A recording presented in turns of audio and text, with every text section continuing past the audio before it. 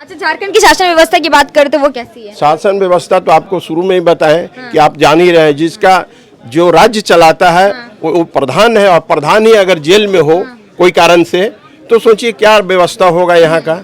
अगर मान लिया प्रधानमंत्री है, अगर प्रधानमंत्री ही अगर जेल में हो तो क्या उसका व्यवस्था होगा, जस्ट उसी हिसाब का है। अगर राज्य का सरकार ही अगर जेल में हो तो उसका क्या व्यवस्था अच्छा हो सकता है। अच्छा, मोदी जी के आने के बाद झारखंड में कुछ बदलाव दिख पा रहे हैं? झारखंड को कुछ सौगात देते हुए दिख रहे हैं? सौगात तो बहुत ही मिला है, मगर जो राज्य सरकार है वो कर नहीं पा रहा है, ढंग से इम्प्लीमेंट नहीं कर पा रहा।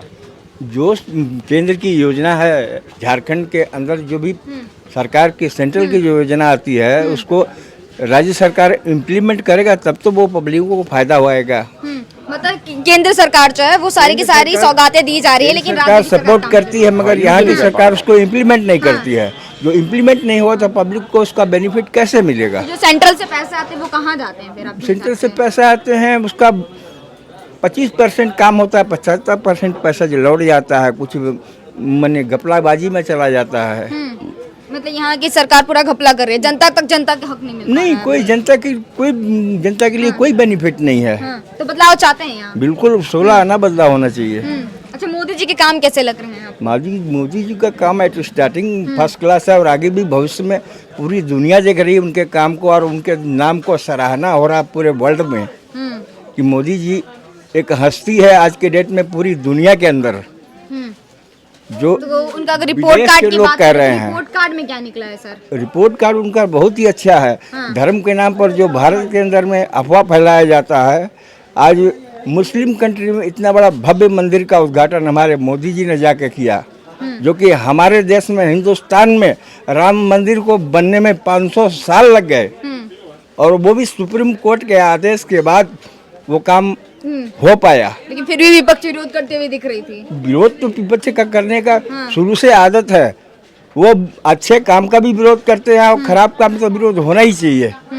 उनको अच्छे काम मोदी के एक भी नहीं दिखते, सारे काम विपक्ष को गलत दिखते हैं। हर बात को उनका काटना विपक्ष का एक काम बन गया है, क्योंकि उनके पास तो पब्लिक को बोलने के लिए, जनता में बोलने के लिए कोई मुद्दा नहीं है। आपने तो सर कांग्रेस की भी शासन व्यवस्था देखी होगी, तो क्या लगता है क्या अंतर उसमें और इसमें? बहुत जमीन आसमान का अंतर है। जैसे बताएंगे क्या? बहुत सारे बदलाव हैं, जैसे कि अभी मुस्लिमों में 3 तलाक का मुद्दा है। 3 तलाक का मुद्दा मोदी जी ने दूर किया। नारी सशक्तिकरण का बात मोदी जी ने लाया, उसको इम्प्लीमेंट किया, लागू किया जनता में।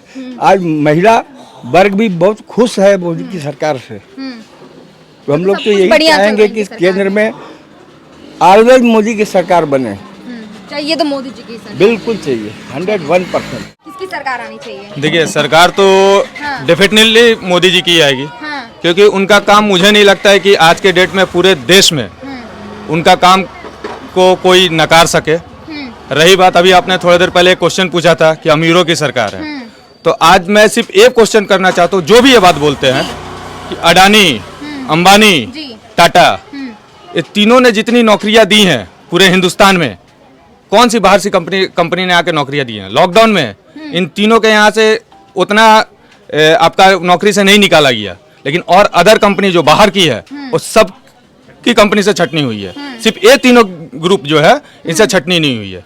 अगर ये हमारे देश की कंपनी है और उसको अगर थोड़ा सा कुछ भी अगर दिया जा रहा है तो वापस हमें ही ना मिल रहा है। आज का डेट में सबसे ज़्यादा CR एक्टिविटी के नाम पे, जो कॉर्पोरेट रिस्पॉन्सिबिलिटी होती है, उसके नाम पे अडानी, अंबानी और टाटा ग्रुप यही सबसे ज्यादा करते हैं। अच्छा, लेकिन एक तरफ राहुल गांधी बोलते हुए दिख रहे हैं कि अंबानी और अडानी की जेब में मोदी जी पैसे भर रहे हैं, अगर मेरी सरकार बनती है तो वो 1-1 रुपया मैं जनता तक पहुंचाऊंगा, उनको वापस करूंगा। अच्छा, ये बात 70 साल पहले, 70 साल तक उनकी सरकार थी, अब काम उन्होंने क्यों नहीं किया? 70 साल उनकी सरकार थी। अडानी अंबानी नहीं होंगे ना सर? उनके समय में ही धीरूभाई अंबानी उन्हीं के समय में थे। और अभी आपने जो बोला ना कि एक और क्वेश्चन किया आपने कि बोलने की आजादी, तो आप याद कीजिए, यही किसान आंदोलन इंदिरा जी के समय में हुआ था और उन्होंने किसानों पर गोलियां चलवाई थी। अरे मोदी जी के समय में 2 बार हो चुका है, लाठीचार्ज तक नहीं हुआ है। ये होता है बोलने की आजादी, ये कांग्रेस राज में नहीं थी। मतलब यहाँ पर आजादी पूर्ण है, पूरी तरह आजादी है कि आप प्रधानमंत्री को भी गाली दे सकते हैं, पहले वो नहीं था। एक आम इंसान भी प्रधानमंत्री को कुछ भी बोल देता है। क्यों बोल देता है? वो सुनते हैं। उनके पास तो इतना पावर है ना, कुछ भी कर सकते हैं, लेकिन नहीं करते हैं। किसान आंदोलन कितना दिन तक रहा, अभी भी चल रहा। दोबारा चाहते तो उसको आराम से 2 मिनट लगता, दबा दिया से जा सकता था, लेकिन उन्होंने क्या, ठीक है आप अपनी बात रखिए। अच्छा, आपने देखा होगा कि अभी लगातार कानून में संशोधन किया जा रहा है। मोदी जी CAA लेकर के आ रहे हैं, NRC लागू किए जा रहे हैं, लेकिन वहीं दूसरी तरफ देखा जा रहा है कि विपक्ष कह रही है अगर मेरी सरकार आती है तो मैं CAA भी हटा दूंगा, NRC भी हटा दूंगा, जितने भी कानून बनाए गए हैं सभी चीज हटा दूंगा। देखिए, मुझे जहाँ तक लगता है, चाचा से तो मेरी उम्र ज्यादा नहीं है, जिन्होंने अभी कहा कि नहीं मोदी जी का काम अच्छा हो रहा है, ये हो रहा। मैं हिंदू हूँ, मुसलमान है, ठीक है। आज तक मुझे, मेरी सोच जहाँ तक जाती है, मुझे ये लगता है कांग्रेस ने ना सिर्फ ना धर्म की राजनीति की है और एक वोट बैंक बना के रखा है। कैसे बताएंगे, एक्सप्लेन करेंगे कि मोदी जी को बताया था कि धर्म की राजनीति कर। धर्म की राजनीति कैसे कर रहे हैं? आज का डेट में जो भी फ्री का राशन मिल रहा है, आज भी मिल रहा है, जो कोरोना काल से चालू हुआ, वो एक धर्म के लोग उठा रहे हैं? नहीं ना, सब धर्म के लोग उठा रहे हैं। जो गरीब है, गरीब तबके से आते हैं, वो उठा रहे हैं राशन पूरा फ्री में। तो कैसे धर्म की राजनीति कर रहे हैं? पूछ रही है कि हिंदुत्व को छोड़ करके मोदी जी के पास मुद्दा क्या है अभी? ये देखिए, हिंदुत्व के मुद्दा तो है ही नहीं कुछ। हिंदुत्व का मुद्दा क्या है? अच्छा, अल्पसंख्यक क्या है? अल्पसंख्यक बोला जाता है ना, अल्पसंख्यक का मतलब क्या होता है? मुस्लिम आज के डेट में कितने हैं? आज के डेट में कितने हैं? कम से कम चाचा 30 करोड़ के करीब, 30 करोड़, 120 में 30 करोड़। और सिखों की आबादी कितनी है? मात्र एक, मेरे ख्याल से मुझे जहाँ तक याद है 10 करोड़ होगी। तो अल्पसंख्यक तो हुए, कोई प्रॉब्लम कभी नहीं हुआ। पारसी है उससे कम अल्पसंख्यक में।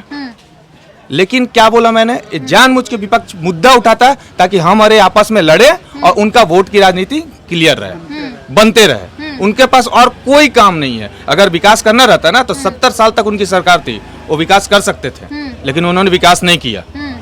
आज के डेट में जब विकास हो रहा ना तो उन्हें पच नहीं रहा। क्यों नहीं पच रहा? क्योंकि अब उन्हें लग रहा है कि अब मेरी सरकार आने भारत जोड़ने की बात करते हैं, न्याय यात्रा एक तरफ राहुल गांधी निकाल रहे हैं, कह रहे हैं महिलाओं के खाते में 1-1 लाख रुपए सालाना दूंगा, रोजगार दूंगा, सब कुछ तो कह रहे हैं वो। तो कहा तो पिछले 70 साल से रहे हैं, लेकिन आज तक कुछ नहीं किया। उनके राज्य में गरीबी और गरीब होते गया और अमीर होते गया। क्या लग रहा है सर, किसकी सरकार आनी चाहिए? सरकार तो देखिए हमारा बीजेपी को ही आना चाहिए। हम उसका सरकार, हम मानते हैं कि बीजेपी का सरकार अच्छा है।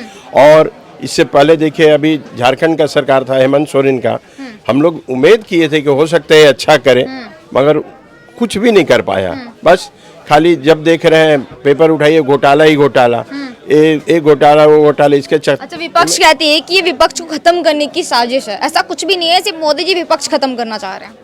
नहीं, ऐसा नहीं है कि विपक्ष तो रहना चाहिए, मगर अच्छे काम को सराहना भी करना चाहिए। ना कि अच्छा भी काम हो रहा है तो उसके लिए कहीं मान लिया आप पाकिस्तान का देखिए, उस समय मोदी जी जो है स्ट्राइक किए थे, नहीं ऐसा नहीं हुआ, ऐसा कुछ नहीं हुआ, आखिर है ना। तो मैंने एक अच्छा काम को, जब देश हित में काम हो तो विपक्ष और पक्ष दोनों को एक साथ एकजुट होना चाहिए, मगर यहाँ वो चीज़ नहीं होता। अच्छा भी काम कीजिए तो आपको सुनना पड़ता है गलत कि नहीं, ये गलत किया। जैसे राम मंदिर कितना आराम से बन गया, अगला कोई भी हिंदू हो मुसलमान हो दोनों खुश है। 370 कहा जा रहा है कि कानून में जितने भी संशोधन होते हैं, विपक्ष वाले बोलते हैं कि जब मैं सत्ता में आऊंगा तो सारे के सारे कानून को हटा दूंगा वापस से। क्या लगता है, ये जायज है? नहीं, ये जायज नहीं है। क्योंकि देखिए पहले जो कानून, पहले देश में जो लोकतंत्र देश है उसमें जनसंख्या के हिसाब से उस समय कानून बना था।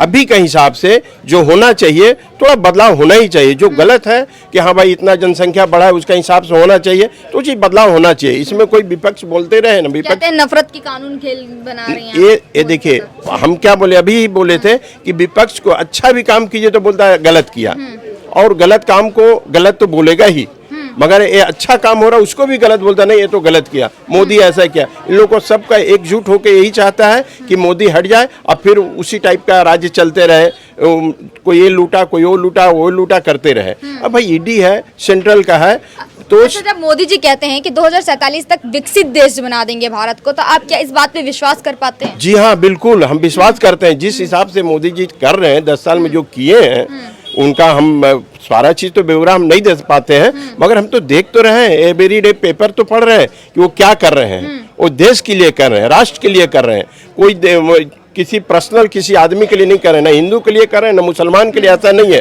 वो राष्ट्र के लिए का, और जो राष्ट्र के लिए करता है माने पूरा देश के लिए हुआ। किसी झगड़ा फरकास नहीं करवाते हैं कि हाँ लड़ लो, तुम हिंदू मुसलमान लड़ लो, ऐसा नहीं करते। मगर विपक्ष का जो काम है हमेशा एक दूसरा से खाली लड़ना, तुमको ऐसे बोला, वो ऐसा बोला, तो ऐसा नहीं होना चाहिए।